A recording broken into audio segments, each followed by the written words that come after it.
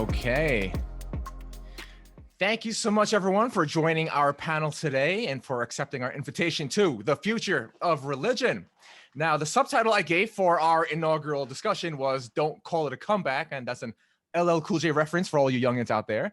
And I'm making a presumption, but I could definitely be wrong. But is it coming? Is it making a comeback, or has it never left? What is our relationship with religion, and how has it presented itself within society? And what could and should our relationship with religion be as we move forward? Now, just like with our last future of panel on governance, this one was touched off by, at least for me, the Capitol riot, because besides the Orange Man, the one person that the media would not stop talking about was the QAnon Shaman, right? He's not a latently mythic figure, but a blatantly mythic figure. So, and then the reason that we structured our session like this with our facilitator for today is the day after the riot, I recorded an episode with our lovely facilitator for today, Raven Connolly, where we talked a bit about the incident as well as about our personal lives. And one of the many interesting things I learned about Raven had to do something with church groups. So Raven, if you would like to take it from here and tell us a little bit about yourself, these church groups, and your own personal relationship with religion, and then we could pass it on to the panelists and start our panel. Thank you, Albert. Hi, everybody. Really happy to be here. My general trajectory to getting to where we are today, where this is like a subject that is important to me and something I'm actually diving a lot of my intellectual energy into, is, I was raised secular, so I come from a secular background, and therefore was really open to the kind of pluralism that we all live in, kind of in the secular world. And especially over the last few years, I studied evolutionary biology in college. I was really into rationalism. I was even in the rationality community, and I began to actually read Anti-Fragile by Nassim Nicholas Taleb, and he had a completely different way of viewing the historical progression of humanity and a way of thinking about the world. And that made me reconsider religion as something that was holding a lot of humanity together. And recently, with just the shifts that have been happening and the kind of mythic proportions of the events that have been in our world, my interest has gone more into the religious mindset and the power of religious stories. So I've been running a Bible group for the last 6 months, where we've been reading the Old and the New Testament, which is the church groups, by the way. I haven't actually gone to church. So over the course of this process, I have really begun to understand how much information there is about humanity in these like very dense passages in the Old Testament and the New Testament, and how much it underpins the society that we live in today. And yet nobody has any literacy in these things, especially secular people. They struggle with having even an understanding of what the religious mindset might be, beyond it just being a delusion. So this is something I'm progressing into, and now I'm beginning to figure out how to set up another group where we'll be thinking about speculative religion. And that's kind of where we are here today with the future of religion. So what are the things that we're looking at now that we could see as potentially the ground for the major religions of the future? So the speculative part is that we don't actually know what's the longevity of these ideas. Some of them may end up being cults that people are really interested in for a short period of time that then dissipate again. But what are the ideas, what are the religions that we may see in 100 and 150 years that are based on the ideas that are being explored today? So those are my interests at the moment and why I'm here guiding this panel. And with that, I'll put it over to, I'll just pick who's next in my little trajectory. So Alexander, do you want to introduce yourself and tell us why you're here? Yeah, thanks for that. I'm Alexander Beiner. I'm the co-founder of Rebel Wisdom, and I'm feeling quite excited because I think, as you were talking, Raven, I thought, like, what is the future of religion in 150 years? That just, it created a lot of imagery in my head and kind of potentials. And I mean, this is a subject I've been really interested in for a while, because I suppose I come from the place of seeing us as like inherently religious beings, or let's say inherently spiritual, but you know, yeah, I think inherently religious, and the difference between those two is probably quite an interesting thing to discuss here. Like personally, I always remember this story of when I was in second grade, we were doing the Middle Ages, and part of our task as a class, or like the way the teacher was bringing it to life, was that we filled out these personality tests, which was like really simple, like questions like what's your favorite food, etc. And then each of us in the class was assigned a role in medieval society. So like the really smart girl was the tax collector, and the kind of big kid was the whatever, like the knight, and I was the monk. And like the way it was structured is that you could punish people in the class. Like you could make someone hold their hands under cold water for 5 minutes or something like that. And so it was about understanding medieval hierarchy. And I always find it funny that I was like the monk, because that's you know, I've had, well, my life trajectory is it's kind of taken me into being extremely curious and devoting a lot of time to I suppose spiritual pursuits. I practice Zen meditation, also quite into the essence work, diamond essence approach of Almas, integral philosophy as well, and also psychedelic philosophy. So I'm very curious and feel, I suppose, a deep longing to a kind of sense of religious wholeness.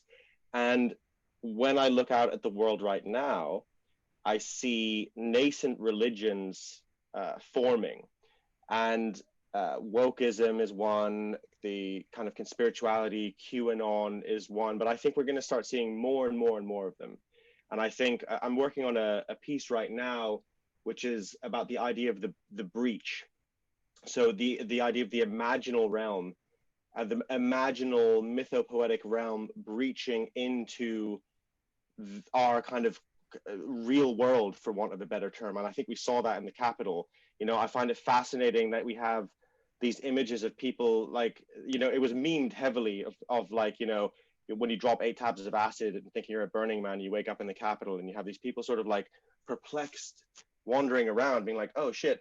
For me, symbolically, a part of that I understand as breaching from this decentralized internet imaginal religion into the real world of an institution, and being in a building where there's guns and there's actual stuff happening, and like the reality of that. I see this perplexion on the faces of the people who were there, and I think we're seeing that more and more. And what that means, I'm not quite sure, but it's certainly, for me, I think what we're witnessing is the rise of decentralized, chaotic religions happening online, and then spilling out into real world. And because they're decentralized, I think that chaos is quite a dangerous thing, and also something that's very pregnant with creative potential. And I think we're, in a sense, right at the beginning of that process. So it's a crazy time to be talking about the future of religion, because we're in the primordial goo of emergent religion right now, I think, of what we might see in the next 150 years. So yes, I'm looking forward to talking about it, and I'm glad to be here. Thank you. All right, Collin, you want to introduce yourself? Hey everybody, I'm Collin. I'm here because I was invited and I said yes. That's the only reason. But I do think I do think about religion. I practice. I've been more into the practicing lately than I am the speculating. But the speculating stuff is interesting too. I was reading this book. It's called Glimpses of a Golden Childhood, and it's an Osho book. And I was reading it right before I popped on here, and there was this one section that I want to read because it popped out as something that just kind of encompasses what I have been thinking and feeling about religion generally, and I mean probably especially for the future of religion. So it's just a short little section. This whole book is Osho telling stories about his childhood. So he's having this conversation with his grandmother. And he says, Christians, Jews, Muslims, everybody's lying. They all talk of God, heaven and hell, angels, and all kinds of nonsense without knowing anything at all. My grandmother was great not because she knew, but because she was unable to lie to a child. Nobody should lie. To a child is unforgivable. Children have been exploited for centuries just because they're willing to trust. You can lie to them very easily and they will trust you. If you're a father, a mother, they will think you are bound to be true. That's how the whole of humanity lives in corruption, in a thick mud, very slippery, a thick mud of lies told to children for centuries. If we can do just one thing, a simple thing, not lie to children, and to confess to them our ignorance, then we will be religious, and we will put them on the path of religion. Children are only innocents. Leave them, not your so-called knowledge. But you yourself must first be innocent, unlying, true, even if it shatters your ego, and it will shatter. It is bound to shatter. Yeah, not lying. That's a good place to start. Definitely. All right. Thank you, Collin. Arran, what's your relationship with religion? Hi, everyone. Good to be here. My name is Arran Rogerson. I am a podcaster and YouTuber. I was raised Christian, but I stopped going when I was 14, which was about when I was able to make my own decisions. So it never really was something that ever connected with me. And I guess my introduction would be to kind of try and define our terms a little bit, because I see the word religion as being a little bit problematic, because I think we're talking about a lot of things when we use the word religion. And the way I would divide it up is that there is the image or aesthetic of religion, sort of dressing religious or kind of being drawn to the religious image, the experience, maybe the idea of being enlightened or insight porn. I think that B would be phenomenological self-inquiry or spirituality, or a kind of form of individuation, which we often associate with religion, sort of like the self-work or disassembling and reassembling one's experience or self in some way. And then C, which I would call a moral hierarchy, where people tend to sort of arrange themselves around a common idea or meme or symbol. And that sort of that structured morality kind of is this system in which people ground their actions. And so I see these as being different things that are obviously interwoven. They overlap quite a bit, but they are different phenomena that we still use religion to describe all of them. And so kind of sifting through those and kind of separating them a little bit and kind of figuring out which is which could help us make sense of this conversation. And the first two, which is sort of the idea of religion and spirituality, I think are rising in prominence for a lot of reasons. And I think the third one, the moral hierarchy around which people sort of align themselves, is something that I think has increasingly become a little bit atomized and is sort of separating, fracturing into different groups. And I'm under the opinion that pattern is going to continue, the atomization, but I don't know. And I'm open to the mystery of it. Great. Thank you for starting the conversation about definitions. We'll get more into that a little bit later. And last but not least, Cadell. All right. I can go off a little bit of what Collin said, actually, because my grandmother, just passed away yesterday. And I remember actually, she was extremely metaphysical. We would always have conversations about religion, and she was a Mormon. And I remember as a child, she would tell me that I had come from the one and I would return to the one, and that she would prove me wrong when I died, that she would be there waiting for me in heaven, and so forth. And as I developed, I was always pretty much an spontaneous atheist, or at least critical of religion. And I gravitated towards evolutionism and naturalism, not really knowing actually that the ideology of evolutionism and naturalism was in fact a sort of effect or a symptom of postmodernism, because in essence they were just deconstructing religion, and also forwarding a religion of rationality to critique and deconstruct religion. And the more I developed as a person, and the more I developed as a thinker, basically I came, to understand, the great thinkers like Kant and Nietzsche, who understood that pure rationality was founded on an underlying irrationality, and that what the pure rationalist Enlightenment thinkers miss is their own embodied sexual existence, specifically sexual existence, not to repress anything. And that led me to sort of thinking that in order to make progress, instead of thinking the deconstruction of religion, we need to think the evolution of religion. And I think that's the synthesis between the evolutionary worldview and the religious worldview.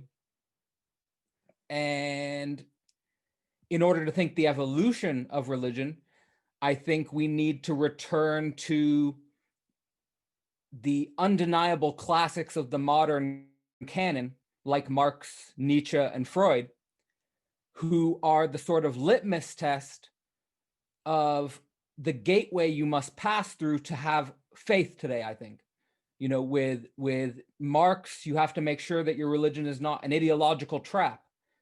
With Nietzsche, you have to make sure your religion is not founded in resentment. And with Freud, you have to make sure your religion is not founded in infantile, unconscious fantasies. And these are the tests, to me, that religion must pass in order to be credible. So it's not to throw away the greatest thinkers of modernity, but to use the greatest thinkers of modernity to build a religion which makes sense for the 21st century. And if you're looking, in my view, for the current ground of the battle where new religions will form, it's at the site of sexual difference and gender wars, because I think it's something we cannot change. And it's the location of the greatest pain, joy, and so forth, and the foundation of real community. So I'll end there. Thank you. And rest in peace to my Nan. And I hope she's right, but probably she's not. And we'll see. Yes, rest in peace to your Nan. And thanks for being here today too. And then Bruce, who is the actual final introduction. Hi, yes, thank you for having me here also. And I'm also here because I was invited. I think I was invited because earlier this year I have a YouTube channel, and we had a series called The Future Faces of Spirit. And it was basically about 30 different videos of people reflecting on the future of religion. And I often write in this area, and our channel focuses on post-metaphysical, integrative, meta-modern expressions of what we feel is the coming religious spirit in our time, not only focusing on those things, but those are recurrent themes. I was raised a Christian, but in a loose way. My mother always had pantheistic leanings, and my father was big into cosmology and NASA, and they didn't really give me any kind of reductive or dogmatic introduction to Christianity. In my teens, I had a crisis, the loss of many friends at once, all dying at once, and it threw me into a crisis, and I was able to have a retreat up in the mountains to try to recollect myself after all of that. And I ended up having a mystical experience and tried for a couple years to embrace a mystical Christianity. I found the teachings were very sparse, and no one really understood what I was talking about when I went to priests. I tried to become a monk for a little while, and thankfully I let that go. But there is that spirit still in me in some degree. I moved on to other paths, especially exploring Advaita Vedanta, the teachings of Krishnamurti. I went and lived as a creative writing teacher at one of his schools in India for a year, and did a lot of inquiry and work over there. probably my main focus over multiple years has been in Tibetan Buddhism, particularly Mother Tantra and Dzogchen. I've also done a lot of Vipassana. Right now, I would, consider myself more nomadic. I don't center in any particular tradition, but I've valued what I've gotten from all of those, and I'm quite interested in kind of bringing forward, the insights from deep immersion in those contemplative traditions. I lived for a year at a Vipassana ashram in the island of Java. I lived for a year with Tibetan teachers in Nepal, and then for 3 years with a Lama studying different forms of sleep and dream yoga and Tantra and Dzogchen.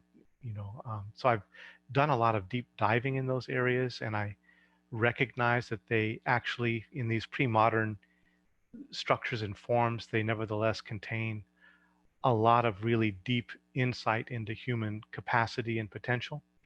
I don't think we can follow it. I don't think we should follow it. But for me, the Tibetan Bön tradition is very instructive for the way that it is able to integrate into a single coherent path shamanic elements and early alchemical elements, rational elements, mindfulness elements, a deep deconstructive critical philosophy, and then high level body work and awareness training.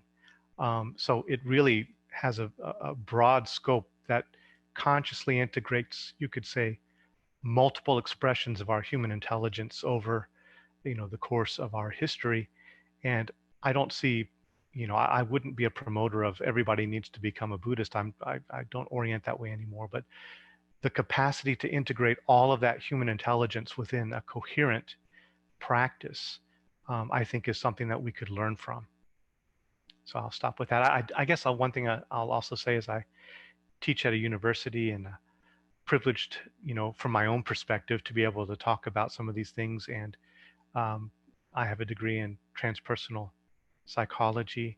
And maybe later in the discussion, I think there's a useful frame from Michael Washburn, who is kind of a philosophical psychologist who integrates Jung with Freud and object relations theory, as well as existential philosophy and therapy, as well as some transpersonal and spiritual. So he has a frame called Regression in the Service of Transcendence that I think is worth looking at and exploring in the context of what's happening with QAnon and recent events. So I'll maybe like to get into that a little bit later. But thank you for having me here. Look forward to the conversation. Great, thank you. All right, and those are our panelists for today. Super excited to hear what ends up emerging out of this conversation, this dialogue. I think Arran was right to kind of begin to discuss the different definitions that we're using to talk about religion. I think that we can talk about religion structurally. What are the aspects of religion? Religion is a kind of, I almost think of it as a super term, where it actually encompasses multiple things, multiple aspects. And what Bruce was just speaking about, and I think this, Bruce clarified to me, was this Vajrayana Buddhism, or what form of Buddhism were you just talking about, Buddhism more generally? Oh, in that case, it was the Tibetan Tibetan. Bonpo tradition. Okay. And it includes multiple forms, with the peak of that system being Dzogchen, which is the kind of the vehicle I learned it through. Gotcha. Yeah. So we have these old religions, these old traditions that have actually managed to, over time, create this structure that touches on all of these different aspects of human existence, from the individual to the collective. And I would consider that to be kind of the proper representation of religion as we see it accumulate knowledge over time.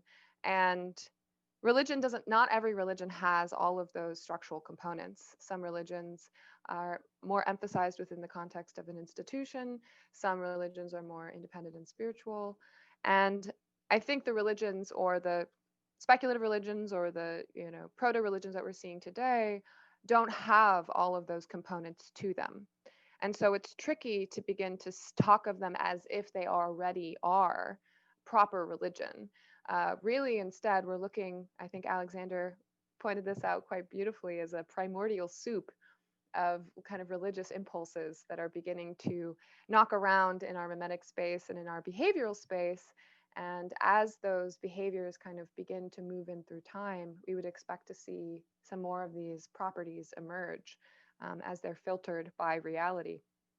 So I would like to start by getting everybody's sense of how do you all kind of parse the differences between these long-standing traditions, these religions that have so much depth and human inquiry embedded in them, and compare them to the structures that we have today, and also how do we treat things within the secular world, for example? Do we consider the religion of governance? Is that something that we say metaphorically is religious?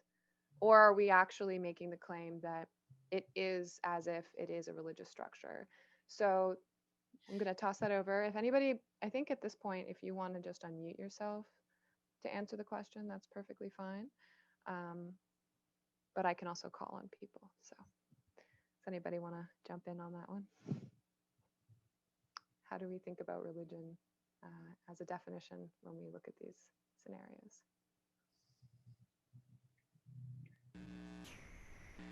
I can say something. Yeah.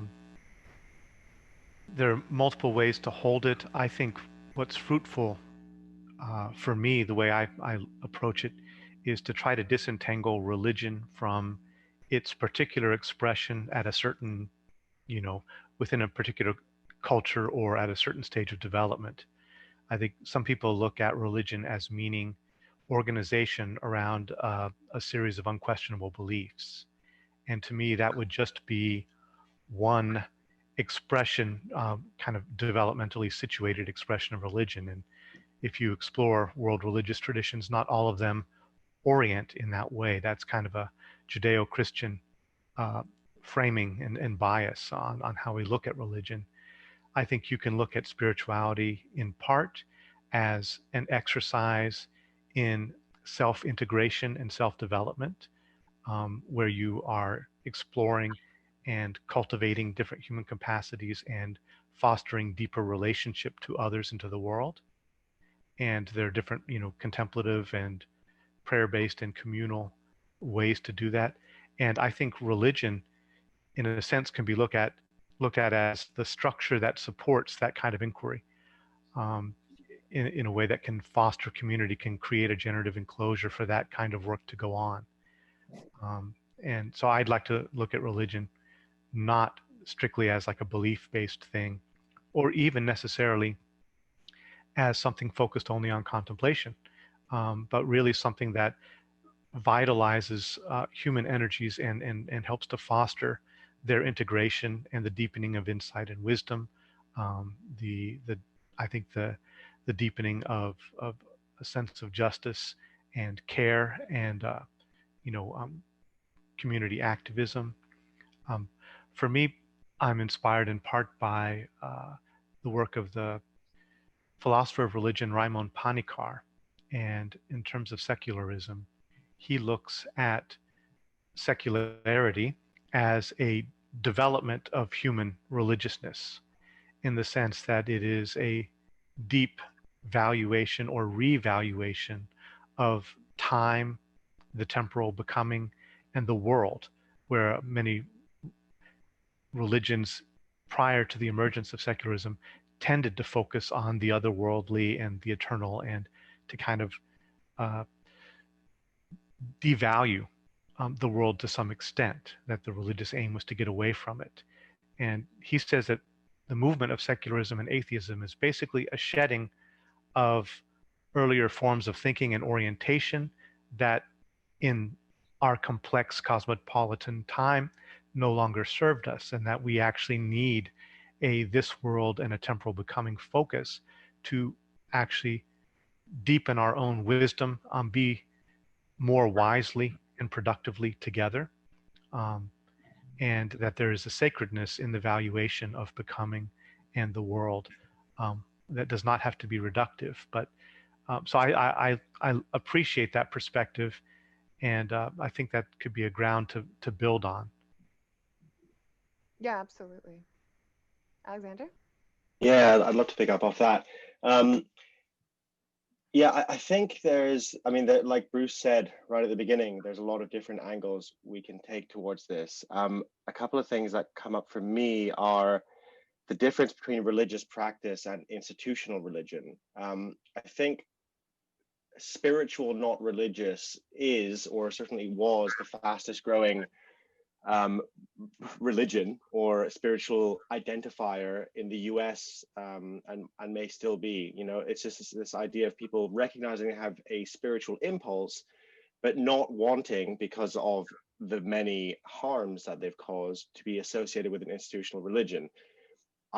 I think that I understand, and also, yeah, I also feel some of that myself, but at the same time, we as a culture rely on institutions in order to outsource our trust. And it's worth checking out the work of Joseph Henrich at Harvard, who's looked at weird psychology in depth. So weird stands for Western, educated, industrialized, rich, and democratic. And part of the way we developed, probably most of the people on this call, myself included, culturally, and what is deeply, deeply embedded in our cultural psychology to a degree that none of us can really completely free ourselves from, is that because we are in large groups and we can't just have a trust network, which is like me, my uncle, my cousins, my aunt, etc., we have to outsource our trust to institutions.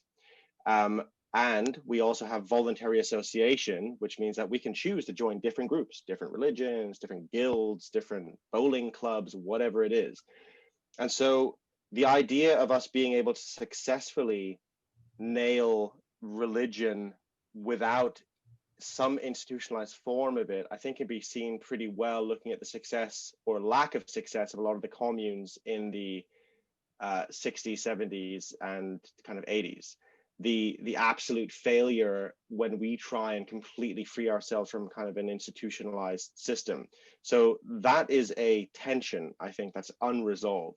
And what we're seeing right now, these kind of decentralized simulated religions, I call them, they're not real religions, because this is something from Gnostic theology, and also from, amazingly, actually repeats through a lot of religious traditions, the idea that the ego mimics the essential values of a kind of deeper reality, because the ego can't really because it can't really truly tap into the kind of the ground of being, let's call it. It creates these simulations of reality. And so we see these simulations of religion in wokeism and QAnon, and they're sort of internet phenomena as well. So they're kind of self-replicating, and they end up looking like religion, but they don't have a core to them. They don't have a transformative core. There's no, like in QAnon or wokeism, there's no sense that you can transcend. You just get stuck either deeper in the conspiracy web or deeper in this kind of fetishistic shame spiral. And there's no real regenerative core to them. So I think we're in this place right now culturally where our institutions are screwed, and it's rare that someone is feeling like the Catholic Church, for example, is going to be the place that's going to be a deep, transformative, regenerative spiritual experience for them. So we're looking elsewhere, and yet there is no elsewhere. And so that urge is moving in many, many different directions. So yeah, I think I'll pause there. Great. I'll pick up on that. There is, again, it's a little convoluted how to sort of sift through these different ideas, but I do think of religion as being something that is very human. I think it's really inherent to the way that we orient ourselves towards the world. And I do think that religion is something that we see as a pattern in both virtuous ways and in really pernicious ways. And to me, the way we use religion, how we've used it in the past, I think mostly refers to this moral hierarchy that I brought up before, and that there is a tendency for people to want to come together in sort of a tribal way and gravitate towards some sort of shared idea or some shared meme. And that sort of that circular kind of arranging around some pattern of living or some goal or some idea that can be abstracted upward into this higher principle of a moral framing that sort of trickles down to kind of like the way of life that they share. And I think that higher principle is what we think of as being God. And so I think that the patterns we see in society is very much the religious patterns, because they are people who are kind of assorting themselves in different groups that are centered around some sort of meme or some sort of idea or some sort of mission. And that mission often involves kind of like the army of darkness versus the army of light, because it's moral. There's a good and a bad. That's a very strong presence in the sort of way of orienting oneself towards the world, of moving towards the army of light in order to fight back the army of darkness. And I think that we see those patterns manifesting right now. And I would say that those are religious patterns. And that's not really the same view as sort of kind of like the spiritual sort of utopian ideas of self-improvement and self-transcendence and getting in touch with the divine, as much as it's kind of a tribal mechanism that I think is ingrained in us in a very evolutionary way. And that's the way that I tend to think about religion. It can be applied to a lot of the systems of development of people in all these different realms of life. Yeah, I wanted to riff on this concept of the breach that Alexander brought up.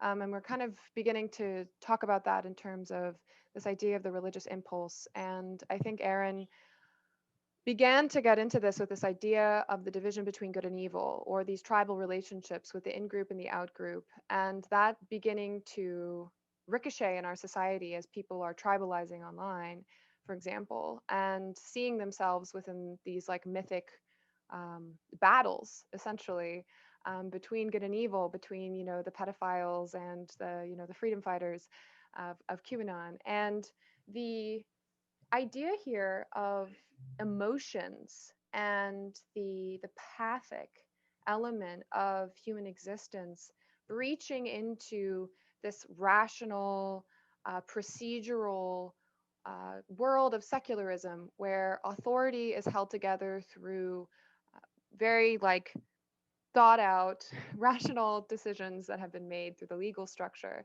and how these things are now, obviously with the incident at the Capitol, we have the perfect kind of mythopoetic or symbolic scenario where the seat of government of the United States that represents this rational utilitarian way of decision making, of the culture of secularism, of the authority of institutions, has been literally breached by this mob, motivated by this, I think mostly fight between good and evil.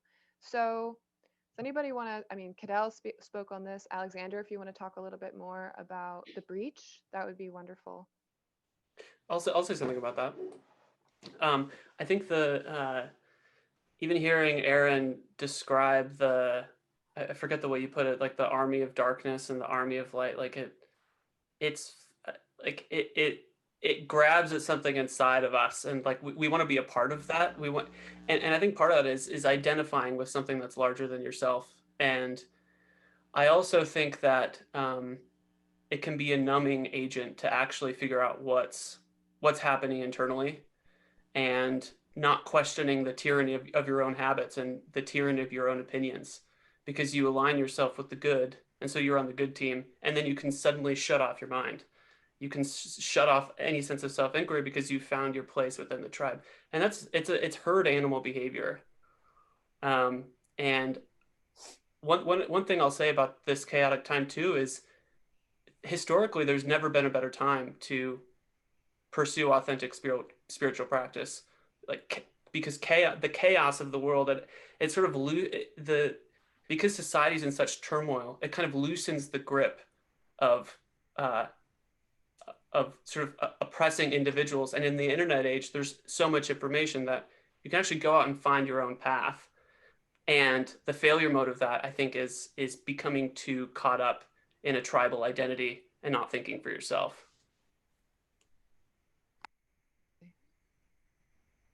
Alexander, you want to jump in?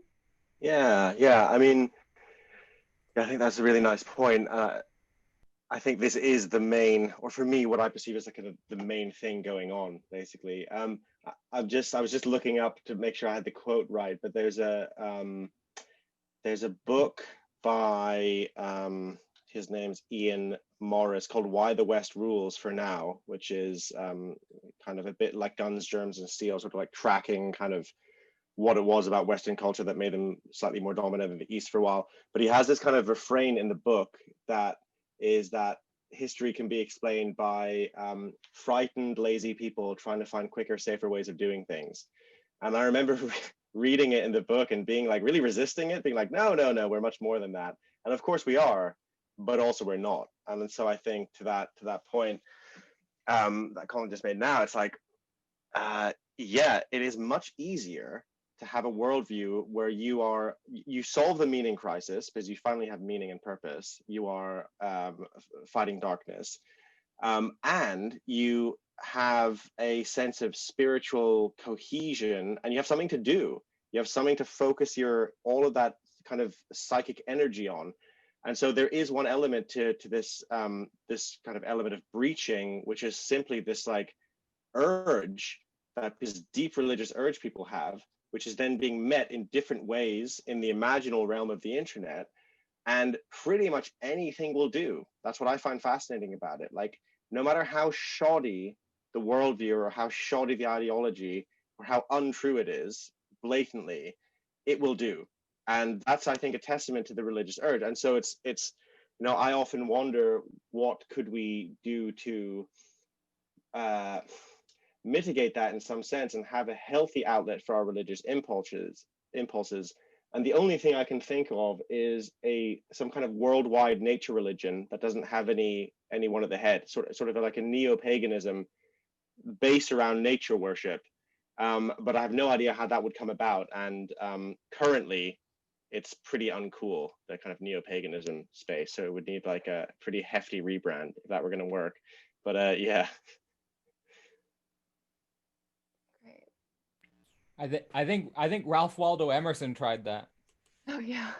Not sure how much. I'm not sure if it caught on outside of obscure English poetry circles, but Does it pass your test? Does it pass Freud and Nietzsche and Well, yeah, I can talk about that a little bit in relationship to, this, you're saying this fight between good and evil and what working towards what might be also sort of engaging a little bit on what might be a good definition of religion. Mm-hmm. I like a lot of what has been said so far. The quote, but when we're thinking about religion and religion today, I think we shouldn't underestimate the degree to which we are already religious without knowing we are religious. So to demonstrate what I mean by that point, I want to give a quote by Hegel, who said, "The mysteries of the ancient Egyptians were mysteries for the ancient Egyptians themselves." Meaning, the ancient Egyptians didn't know what they were actually up to when they were doing what they were doing. And just like we don't know what they were doing, they didn't know what they were doing either. And I think that sentiment applies perfectly to the way Marx thought about capital, because capital is our religion. Like when Marx talked about the way we relate to commodities, we relate to them in a certain way with a sacred religious quality to it. So like, I like the notion that Giorgio Agamben said, which is God didn't die, God was turned into money. And it's a type of universal virtuality.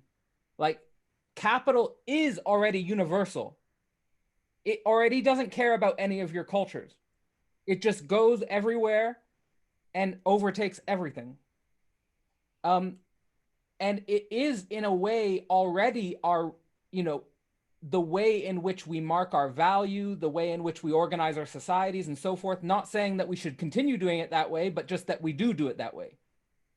And in that sense, what interests me is the possible transition from capitalism to the sharing economy as the site of religiosity.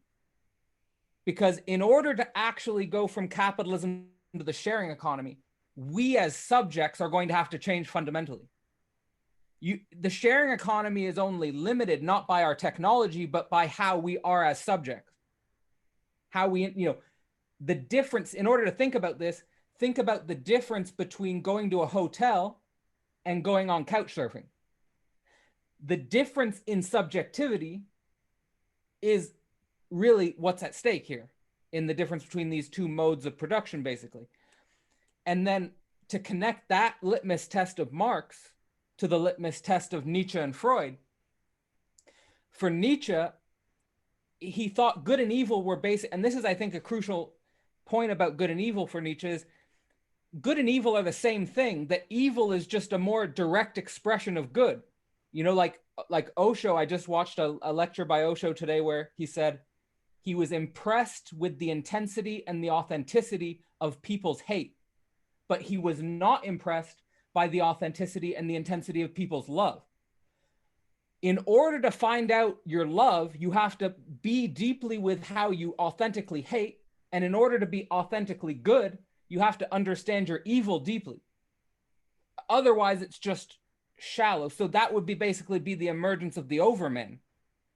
And the emergence of the overman is basically the way to overcome the victim and mob mentality that we see in these proto-religions.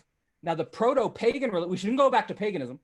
The proto-pagan religions are fostering this victim mob mentality in the gender wars and so forth. And I think only the overman can overcome that by seeing that we're all basically victims of reality. So we have to engage in a type of universal struggle and see the commonality of the struggle, as opposed to looking for someone to blame for that, if that makes sense. And then finally, before I stop, I really think I finished a lecture last week on Freud's view on religion, and the central idea he communicates is, his theory is that what becomes religion is a condensed fixation in the social sphere from private neurotic ceremony. So in other words, you have your own little private ceremony that you use to keep away anxiety. And then that over time builds up cumulatively into a social identification. And I think that is an interesting way on a personal level to think about what you actually are finding sacred. Awesome, Cadell. I think we can move on to our first question from our crowd. Isaiah, can you please unmute yourself and ask your question? Thank you, Albert. Yeah, thanks for this conversation, guys. There's a lot of stuff to really mull over. Let me just find the wording. All right, so I'm curious. Are religion and democracy necessarily dichotomous, or is there a way for these to be reconciled without the mimetic warfare of our current age?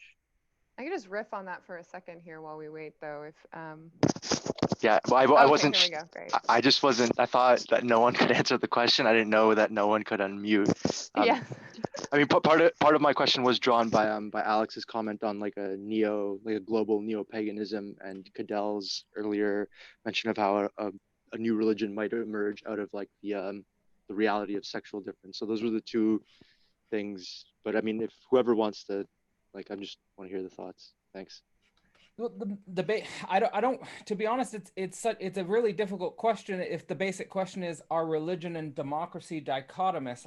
I mean, the thing I observe is that right now capitalism and democracy are undergoing a separation. It doesn't seem like democracy and capitalism can coexist, whereas in the 20th century, democracy and capitalism could coexist.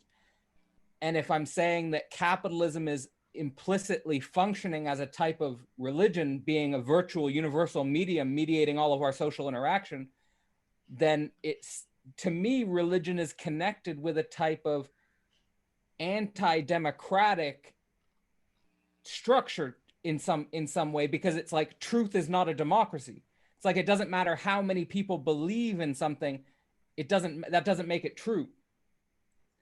So I mean, my spontaneous inclination is to say that religion and democracy don't go together.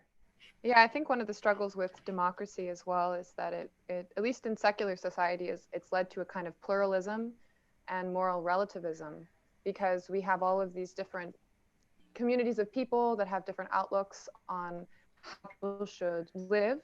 And we all kind of end up in a situation where we say, well, this person can, decide for themselves what they believe and how they want to live their lives, which basically is a kind of atomization process.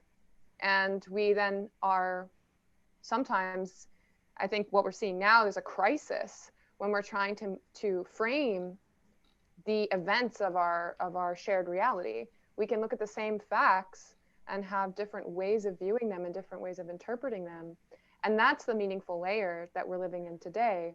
And of course, that actually, because we've fetishized almost our political beliefs as it relates to the religion of democracy, let's say, we end up with more political division. We end up with partisanship. We end up with this actual like projection of the good versus evil narrative onto political parties, which is extremely dangerous because these are real people. And when we kind of take a step back and we attempt to look at what people are actually motivated by, there is some resentment. There's obviously in some of these groups, there's resentment, there's vengeance, there's the desire to be punitive, to punish. But there are also people who are motivated by a sense of injustice, a sense of wanting to right wrongs in the world, wanting to expose bad actors. And so there's both the sense of being motivated to do something, as well as this feeling of vengefulness in resulting from this feeling of being disempowered. So these dynamics within democracy, as it relates to kind of religious or, and I think religious in the sense of devotion, right? It's not like it's a full religion. It's not like there's a spiritual path like really laid out in a very strong way, like there is with Tantra or some of these other practices within wokeism or something like that. But yeah, so I guess that's what I would say, is that democracy as its own kind of religious framework, you can see how these dynamics end up showing themselves within the democratic process. And I mean, at least in America, it's like looking like more division is on the horizon for us. Yeah, just to pick up off that, I agree with a lot of that. And the question that came up for me was like, what religion and what democracy, which I don't say just to be clever, like disentangling the terms, but just in terms of, I think an interesting place to start is, what are you willing to die for? And that contains within it the deepest religious impulse. So it may well be, and may well have been at some point, that many people were willing to die for their country. Speaking as a European, that time has sort of passed here largely. I think there are people in the States who feel that probably more. There's people here obviously who feel that as well, but it's very different now. But that for me contains the deepest religious impulse, what people are willing to die for. And so if there is a tension point between, unless you have like a theocracy where it's all kind of blended together in some horrific situation, you have this tension between whether someone's willing to die for their religion or whether they're willing to die for the group identity encapsulated by their nation. And I think increasingly people aren't willing to die for either, but you've got to be willing to die for something, I think. Otherwise, what are you doing? So I think the tension can exist there, but I think it really depends on what democracy and what religion. Well, I want to just very quickly respond to Alexander's point there, because I'm a huge I would recommend highly Rick Roderick's philosophy lectures online, and one of the things Rick Roderick said is that the only true democracy is death, because everyone's going to die. So I think that's very interesting, Alexander's point, and to think, what is the relationship here between you're either unconscious or conscious willing to die for something and the religious impulse? I think it's really worth diving into that deeply. We just did a podcast on Martin Haglin's book called This Life, His previous book was, I think, Radical Atheism. But in the book This Life, he argues for finitude, a morality and ethics of finitude, and points out that if you really look at almost all religious values, higher values, they actually are born of our concern and our acknowledgement of, and actually the pressure of finitude and limitation and imperfection, and mortality. And if you actually really believed in a metaphysics of the eternal and the infinite, all of our values would basically flatten and be meaningless. And that the only place that they assume meaning is in the pressure cooker of limitation and finitude.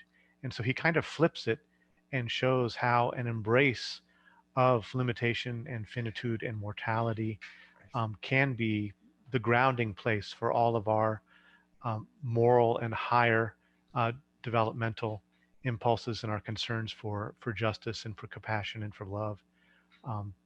And so I think he presents a really good case. He engages with Charles Taylor and Kierkegaard and many thinkers through the ages, and Buddhist as well, in a very interesting way.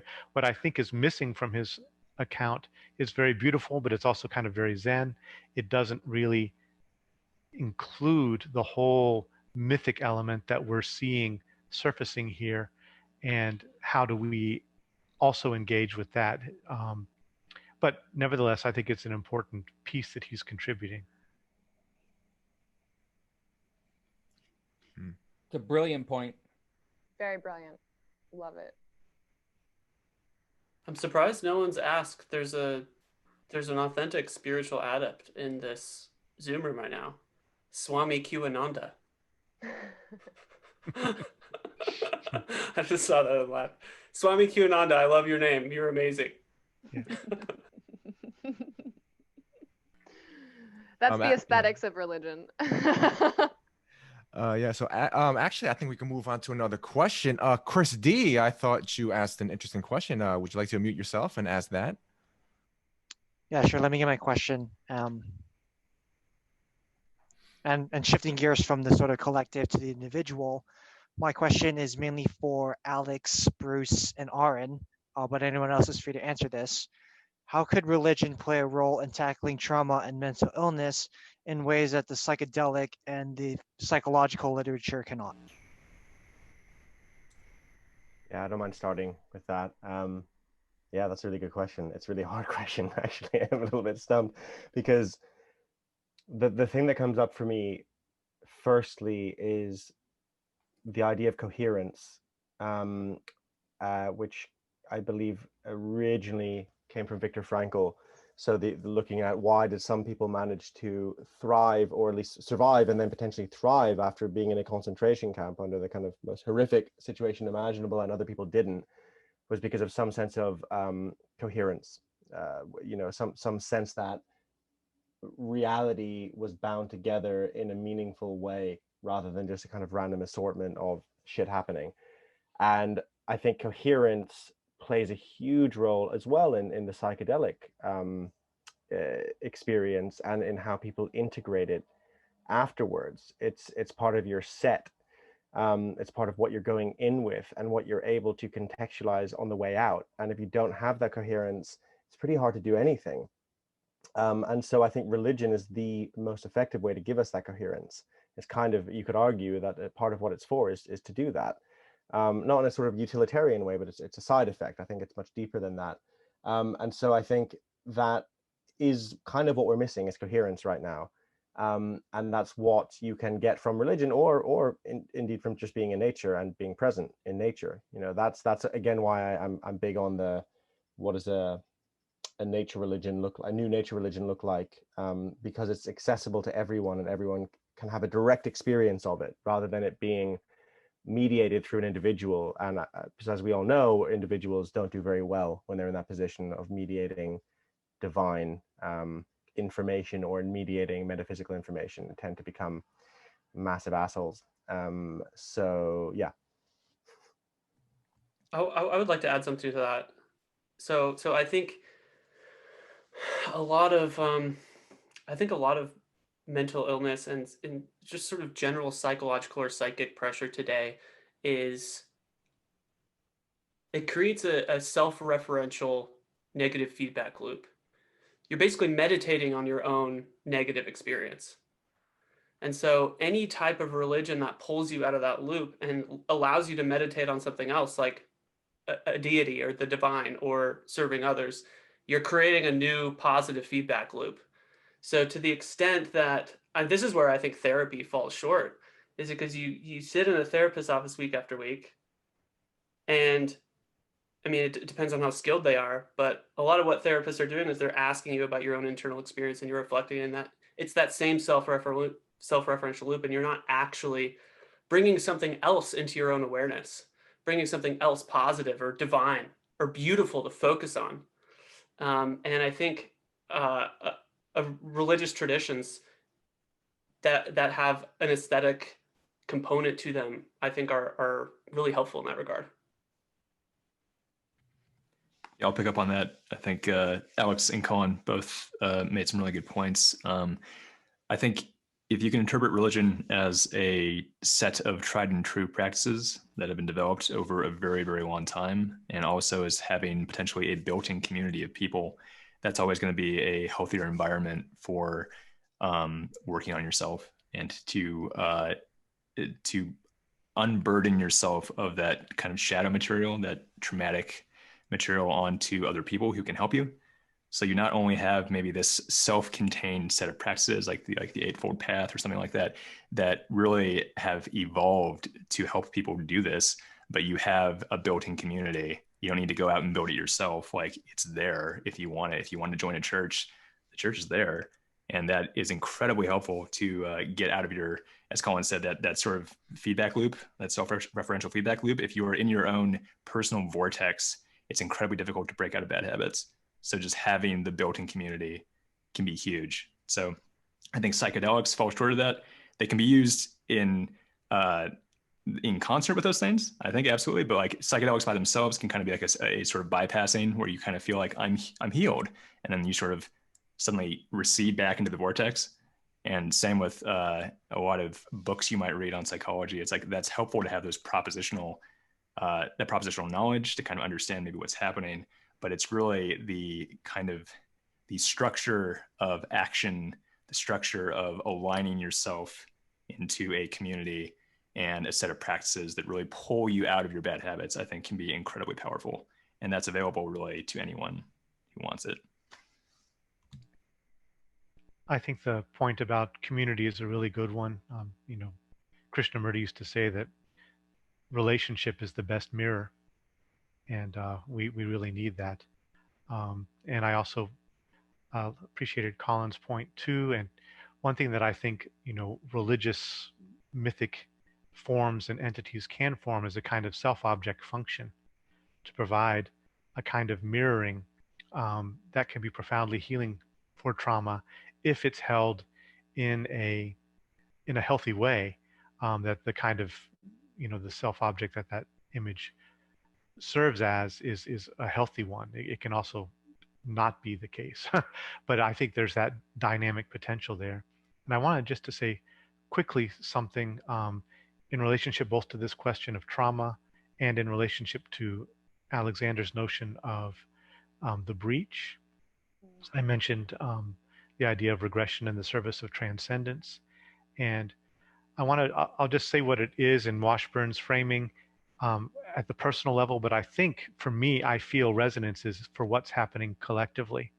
So in regression in the service of transcendence, typically what happens is there's a rupture in our belief in and trust in social roles, structures, forms that have been part of our sustaining sense of self and identity and project in the world. So the things that we used to be able to rely on that gave us meaning and orientation, whether they were goals or roles or structures or institutions, we no longer can embrace them. And we begin to feel alienated in that context. And actually there's like a sense of as alienation progresses, there's a sense of unreality that enters. What we took seriously before now seems kind of flat and cartoonish, and it doesn't impact us the same way. And there's anxiety that arises in this context, right? And as these things progress, because our self was anchored in those forms, now that those forms are not reliable, our own sense of self begins to become weakened, and there are cracks that enter. And in Washburn's framing, this is where the dynamic ground, the unconscious begins to emerge, and anxiety progresses into dread. Unrealness progresses into surreality or the uncanny, and alienation progresses into estrangement. And as the unconscious material surfaces, there's more of a sense of the ominous, of dark forces, of early repressed material returning, charging us with earlier forms, earlier imaginal forms that were, repressed early on in our lives. So I won't go through the whole thing, but you can see that, I think as our own, culture has lost its faith in a lot of its institutions and meaning-making systems, there could be this collective loss of identity and rupture and allowing for the surfacing of unconscious materials. And in Washburn's framing, it becomes regression, not just regression, but regression in the service of transcendence, to the degree that we can recognize this larger process, and begin to participate with it in some way, not to just medicate it or stop it or shut it down with social political measures or new security state stuff, but to really see the process for what's happening, and to recognize that there's some truth in the rupture that happened, and there's some truth that's emerging. But how do we hold it? How do we move with it? How do we integrate it? That's the real question. Yeah. Thank you so much, Bruce. Wow, look at all that insight. I believe, yeah, I mean, we're almost out of time, but I mean, maybe we could close this out with this question. Christian, can you please unmute yourself and ask our panelists your question? Yeah, sure. After reading back my question, I decided it was not a very good question. And I kind of reformulated it. So I'll kind of reframe it a bit. And I liked what Alexander was pointing to with the question of what are we willing to die for? I think that's like a really helpful way to get in touch with your deepest values and virtues, but it's not necessarily a very easy question. To really sit with it, to have a felt sense of the reality of death. And this is probably why for many people, near-death experiences or psychedelic experiences kind of put people in touch with their values, because it kind of brings you to that place whether you like it or not. And so the question for me is, falling short of being able to like pour acid in the drinking water or whatever, some type of forced psychedelic or near-death experience, how can we help people get in touch with their deepest values and virtues? And one way this question has come up for me recently is the concept of rites of passage. And that's an interesting topic for me right now. I feel like it was more popular when, the counterculture was on a more neo-pagan, anthropologically informed tip, but the conversations didn't really evolve, I think, very fruitfully. But in the sense-making space and these kinds of conversations I've been hanging out in today, I haven't heard that brought up very much. And it seems like it might form a really integral piece of the future of religion, is what rituals are provided publicly, or at a high level of access to people, which can get people in touch with themselves in a deep way, such that a more beautiful religion or whatever can start to evolve. And I feel like generally the conversation is framed in terms of like therapeutic interventions or early childhood reform, but maybe something about ritual or rites of passage and how that is a meaningful part of religion, or can be, could be. Yeah, I would love to pick up on that. I think that's a fantastic question, Christian. And I think, yeah, I think you're spot on with the idea of ritual or experience rather than telling people like you are going to die and you have to reckon with that. And that's core. It's like, yeah, okay, great. The ego is naturally going to bypass that because that's what the ego is. So it's, you know, it's useful, I think, like, but one thing that comes up for me, I mean, you know, Eckhart Tolle talks about, you know, practicing meditation is really practicing how to die before you die. And Peter Kingsley, who is a brilliant scholar who I recommend very highly, he's written quite a few great books. He talks about this practice of incubation that he argues that the Pythagoreans used and was a very deep practice, where you effectively go, which it kind of got taken up by Sufism afterwards, but you go into a cave and you just die, but you don't really die, you just lie there and just completely stop. And it was often a place that people went when they had no other recourse. It was like they were at rock bottom, and you would go, presumably, I guess someone would bring you food and water, and you would just die before you die. You would simulate death.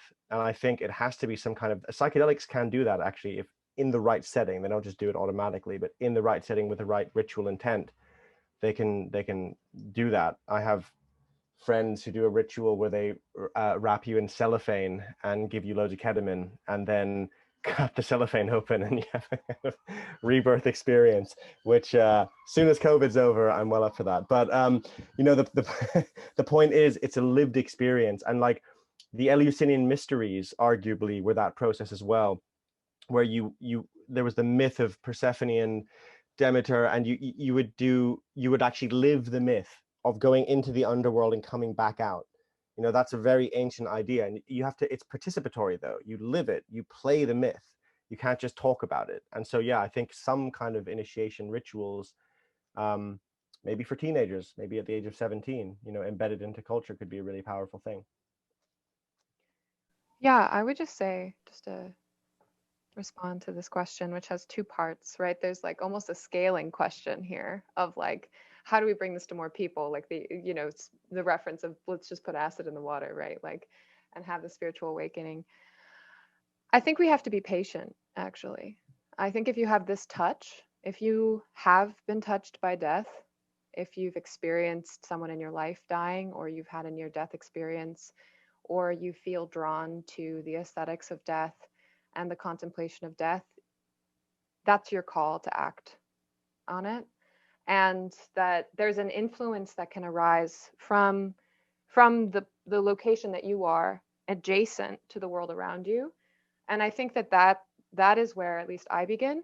The question of scaling this is, I think, a question of time, of temporality, of filtration by the world, by reality. And I think that that's actually essential. Religions that have these like complex practices and deep ways of knowing these principles of existence have been worked out through thousands of years of practice. And it's that filtration through reality that gives them that depth of knowledge, that accumulation of knowledge. I think the scaling religions that we're seeing now are what Alexander spoke to as the primordial soup, right? And if we take the Q shaman as an example of a person so emblematic of this like intersection between New Ageism, psychedelic culture, psychedelic work, like this person, and he also speaks in some interviews about his own childhood trauma and his own drive to like be on the forefront of this war of good and evil. I think doing psychedelics is not only a positive. It's like it can actually cause, you know, you to dissociate from reality, to especially if you have the psychedelic mindset with the QAnon explanation of reality, and you're walking around the world and you're seeing all these symbols and signals. And I think it actually can cause greater disconnection from the world. And so thinking about operating at scale, with these very powerful tools without any kind of, brings you to the next point, the initiation practices, right? So with ritual and initiation, the way I've been thinking about this recently is that there are periods of time and transition where you are going to face some amount of chaos. And of course, adolescence is like really one of the first truly chaotic, identity ripping experiences that a human being goes through, besides birth. Right? You have birth, and we don't have a lot of rituals around birth, and that's something I've been thinking about a lot. But then we also have adolescence, and I think teenagers are actually reaching for tools within their environment to initiate themselves into adulthood, having sex much younger, or reaching for piercings and tattoos, or we have people who are changing their gender identities now to initiate themselves into new groups. So I think that societies in the past have actually figured out that if they have these structures already existent, they can actually help these young people move through this process and actually come out the other side with the cultural tools to assimilate into the group. And I think that that's important because that moment actually can be a moment where people become traumatized. And this goes back to the idea of the authority figure who is corrupted. So these moments of transition, these like birth, sex, adolescence, marriage, death, they're also all of these places where you can end up traumatized if you give over yourself to someone who is not a legitimate authority. Same thing with the psychedelic experience. So all of that, I think, requires us to think carefully and think about responsibility, and to be cautious about scaling, because we don't actually know what we're inviting in that situation, given the significance of all of these things and how deep they go, especially when someone's been traumatized, how much work we've just given them to work through in order to come out as an integrated whole onto the other side. I'll pick up on that. Yeah, I think it's a great question. I think it's also a very, very difficult question, because in some ways we're talking about a kind of coming of age process, or a rite of passage, as you're saying, that is not something that's going to be fun or feel good. And when something is going to help you grow, or help you become equipped with the proper tools for navigating the world, that's not a good time necessarily. And it's not something that you can just thrust on people. And like, I think we've gone in the opposite direction of that, where it's like, no, like, you don't tell people what to do. You don't thrust things onto them. You don't give them rules. And the idea of that scaling upward, the idea of like giving people a kind of rite of passage, or putting them in touch with death in a sense that forces them to confront their own value systems. You can't force people to do that. It just doesn't work. Even someone that you're friends with, the idea of like, hey man, like, you need to like get in touch with your own mortality. Like, he'll tell you to fuck off, right? It's just like, don't force me to do that. So it's a question of like, how do you hold proper space for people to want to enter into that on their own? Because that's how therapy works in the first place. It's like, people kind of need to opt in. You don't force people into therapy, or it fails. And so the question of this, I feel like, I don't know what this means, but culturally there needs to be some sort of structural changes that hold space for these rites of passages to be available to people, to opt into it, to say, do you want to go out and hunt the wolf by yourself? You might die. And people just say, yes, I do want to do that because I want to become a man. But the idea of forcing children, like, go out and hunt the wolf, it's like, how dare you do that to my child? Like, how dare you impose that upon my kid? Like, it's not going to work. And that's why what makes it such a tough question is that I don't think these kind of processes of individuation, of becoming the person you're meant to be, they're not fun. So people, you can't just force it on people. And that's what makes it such a tough question. I could see like cults or small organized groups creating these structures on their own and like having their children go through these processes on their own. But the idea of it scaling up to like a thing that's imposed by a higher authority like the government, that seems impossible to me. And it seems like we're going to move in the opposite direction, which is of relativism, pluralism, and like coddling, which is like just keep the children safe no matter what. So it's a problematic question, is what I would say. I don't know the answer. I'll maybe add just that if we were to ask people in the past, like generically speaking, about their deepest values and virtues, it would be common sense to them. It's my kids and my family. People would have children and they would dedicate their entire life to make sure their children were safe, secure, and going to grow up for the next generation. That's what they were sacrificing for. That's what they would die for, you know, on their closest intimate level. And, you know, to compare and contrast that to our current culture, you can be in a contemporary gender studies class today and have no information about birth, have no information about responsible sex or sacredness of sex. You could have no information about motherhood, no information about what it means to be a father.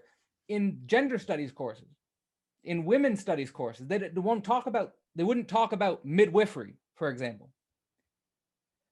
These types of things have been discarded from the culture because we don't want to actually socially construct from a real ground, if that makes sense. It's not that we should get rid of social construction, say, but what is the ground upon which we socially construct? So I think that the question for this on the level of sexual difference would be, are girls being raised to understand a deep knowledge of birth process that their bodies are capable of?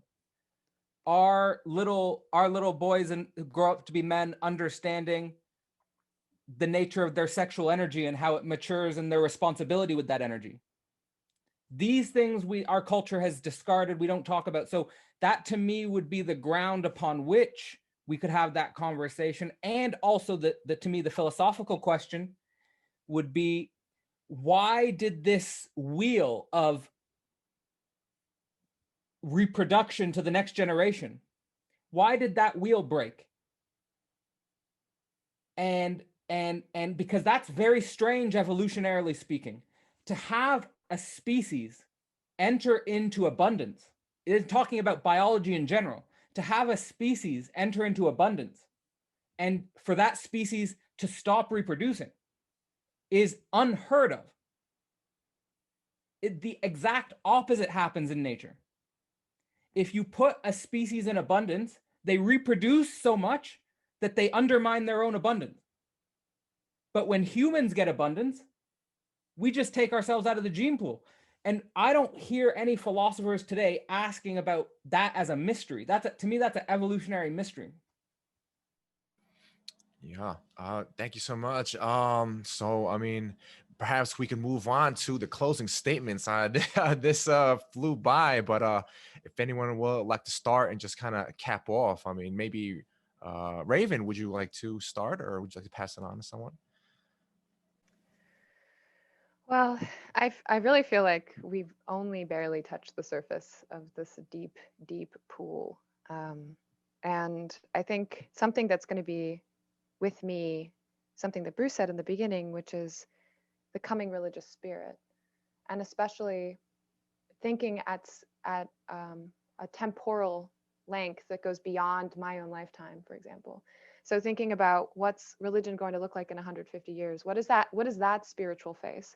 Because I don't think it's going to be QAnon. I don't think it's going to be wokeism. I think these are going to be flashes in the pan. I think what we're going to see is, and I think maybe the nature religion is pointing at it. These initiation experiences are pointing at it. Cadell's test of Marx and Freud and Nietzsche. I think that this is pointing into the direction of what we may imagine ourselves seeing 150, 200 years from now, as the religion that is coordinating and binding the human beings that are our children, our grandchildren on the planet. And I think having that long view can help guide us through this period of chaos. You know, after the printing press and Martin Luther, it was like 150 years of war in Europe, and then out of the ashes rose the Enlightenment. So that's what we should be thinking about, is this extended sense of time, and to remember our limitations, remember how death actually gives us that context of meaning, that what are we dying for is actually part of the death that we accept, even our natural deaths. And I think that these conversations, the beginning of even exploring this, I mean, as secular kind of minded people immersed in the weird world and the context of pluralism, and I think also the religion of capital, just being kind of driven into the deeply into our notion of how the world is socially constructed, to try and imagine the religious mindset, to actually get integrated into these practices, to dive into some of the oldest practices and to learn from people who have spent their lives studying those things, to get a sense of what it is even like to be a religious being, is kind of the beginning of this journey, of this process of personal initiation, of opting in to this transformation and being part of creating or generating the future that we might see, or our descendants might see in 150, 500 years from now. So I'm really grateful for this conversation, and have all sorts of fire just like in my mind and in my heart. And yeah, if anybody else wants to say any concluding statements, and hopefully we can continue this dialogue in the future. Just say, if anyone wants to join my private dogmatic religion, you can just add yourself to my mailing list and you'll get regular doctrines sent to your email at your convenience, and I'll expect complete adherence to everything I say, and everything will go fine, I'm sure. I can vouch, I've personally submitted to Cadell, and my life is great now. Really good. I would like to publicly just give my bank details to you, Cadell, now. Right, I accept all Visa, Master. Thank you. Yeah, just not on your life. Yeah, I really like what you said, Raven, especially about sort of really just scratching the surface. I feel like we've all, like everyone on this call, we've all like kind of cast our fishing rods into the primordial goo, and I think this is the leading edge really of the conversation about where the species is going, where our species is going, because I think it starts at this kind of religious substructure. And yeah, just for me, what's really coming up right now is the sense of reality, the sense of finding like all of this to some degree, and a big part of Zen is being able to perceive reality as it is rather than as we project it. And I think that's what I'm left with, is that kind of struggle to do that. And I feel like we're like so far from that culturally right now. But my hope is, to echo something Bruce was saying as well, with that, who was it? I wrote it down. I've been taking notes the whole time. It's been amazing. Washburn, yeah, the Washburn sentiment of that kind of, this eruption we're seeing, this kind of breach, is something to be worked with and moved with, because it contains inside it the seed of hopefully a future more closely aligned to reality. So that's really my hope as well. And I also hope this conversation keeps going, because I think there's so much more to say. So yeah, thanks everyone for being here. Okay, that's everything. I mean, that was pretty epic. That's all I can say. That was amazing. That was, everything I could have wished for and more. Thank you so much for taking part in our panel. Cadell, Bruce, Arran, Collin, Alex, and Raven, and everyone in the chat for contributing to this really eye-opening conversation. I am going to post the links in this chat. We could keep this conversation going, perhaps in future episodes, but also at the Noetic Nomads Discord. Head in there, chat it up, continue this, the future of humanity, the future of religion, all of this. Keep it up. And again, this recording is going to go up on the Noetic Nomads YouTube channel. You can check it out. And I'll put the links to all our amazing panelists in the description there. So again, thanks so much, everyone. And that's it for our inaugural panel on the future of religion. Thanks everyone for stopping by, and peace out, nomads, and step up because the world needs you. Okay, goodbye. Bye. Thank you. Thanks everyone. Thanks everyone.